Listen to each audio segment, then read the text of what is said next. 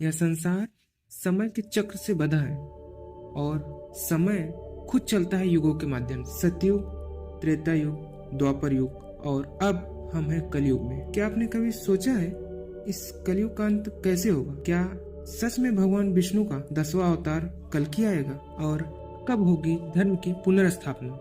आइए जानते हैं कलयुग का अंत हिंदू धर्म के अनुसार। हमारे हिंदू धर्म में समय को एक चक्र माना गया है जिसे कल्प कहा जाता है। हर कल्प में 4 युग होते हैं, सतयुग, त्रेता युग, द्वापर युग और कलयुग। यह चारों युग एक निश्चित क्रम में आते हैं और फिर दोबारा उसी क्रम में लौटते हैं। चारों युग का कुल मिलाकर एक चतुर्युग या महायुग बनता है। हमारे पुराणों में सभी युगों की अलग अलग अवधि बताई गई है।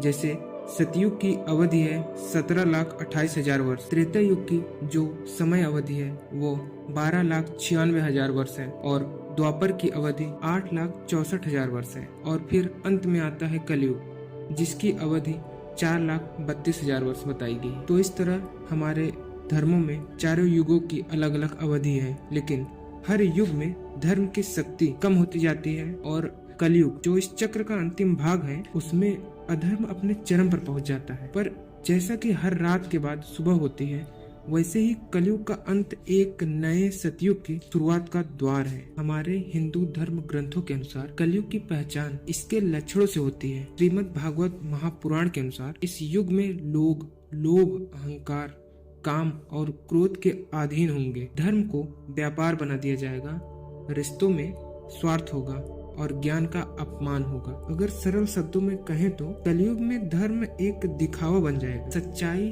करुणा, संयम और दया जैसे गुण को लोग कमजोरी मानने लगेंगे। समाज में पाखंड बढ़ेगा और अधर्म की जय जयकार होगी। श्रीमद् भागवत महापुराण, विष्णु पुराण और अन्य ग्रंथों में कलयुग के अंत के स्पष्ट संकेत दिए गए हैं। कहा गया है कि जब पृथ्वी पापों से भर जाएगी, जब ब्रह्मांड धन के लिए पूजा करने लगेगा, जब स्त्री की मर्यादा टूट जाएगी, जब राजनीति भ्रष्टाचार का पर्याय बन जाएगी, तब भगवान विष्णु कल के रूप में अवतार लेंगे। कल्कि अवतार एक घोड़े पर सवार योद्धा, हाथ में तलवार और उद्देश्य अधर्म का नाश। वे अधर्मियों, राजाओं, पापियों और राक्षसी प्रवृत्तियों का अंत करेंगे और तब आरंभ होगा नया युग जिसे सतयुग कहा जाएगा।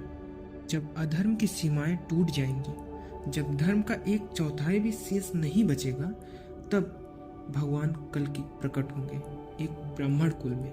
ऐसा हमारे पुराणों में बताया गया है। वो जन्म लेंगे विष्णु यश नामक एक पुण्यात्मा के घर।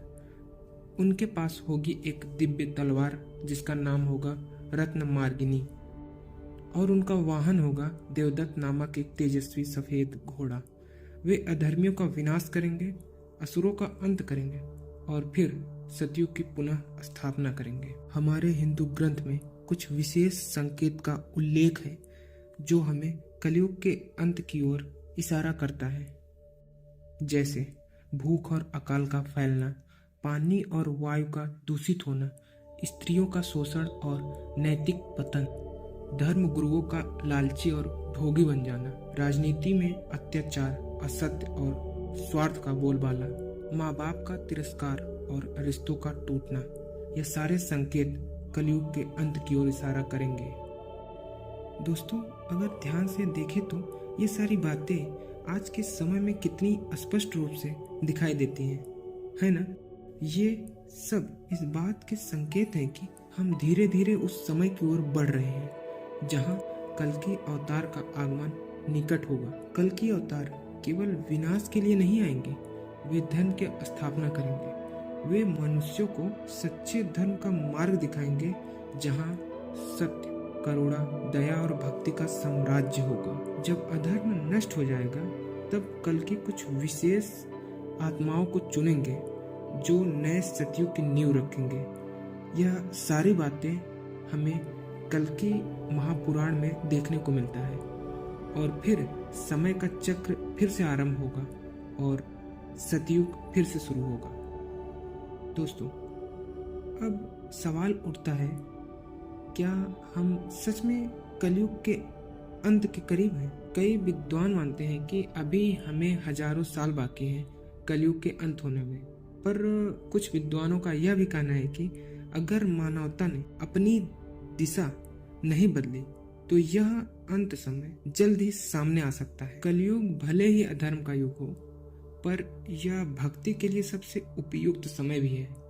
श्रीमद् भागवत में कहा गया है, इस युग में केवल भगवान का नाम जपना ही मुक्ति का मार्ग होगा। जो भी इस युग में सच्चे मन से भगवान का नाम लेता है उसके सारे पाप नष्ट हो जाएंगे। यही कारण है कि संत महात्मा बार बार कहते हैं, नाम जपो, भक्ति करो और सेवा में जीवन बिताओ। देखो, कलयुग का अंत निश्चित है, लेकिन जब वो होगा यह इस बात पर निर्भर करता है कि मानवता अब कैसा व्यवहार करती है। याद रखिए, हर युग का अंत एक नई युग की शुरुआत है। तो दोस्तों, इसी के साथ हमारा यह छोटा सा वीडियो यहीं पे समाप्त होता है। आपको हमारी यह जानकारी कैसी लगी हमें कमेंट में जरूर बताएं, और इसी के साथ आपका विचार कलयुग को लेकर क्या है यह भी हमारे साथ जरूर साझा करें। जल्दी ही मिलेंगे किसी भी अन्य महत्वपूर्ण जानकारी के साथ। तब तक के लिए धन्यवाद।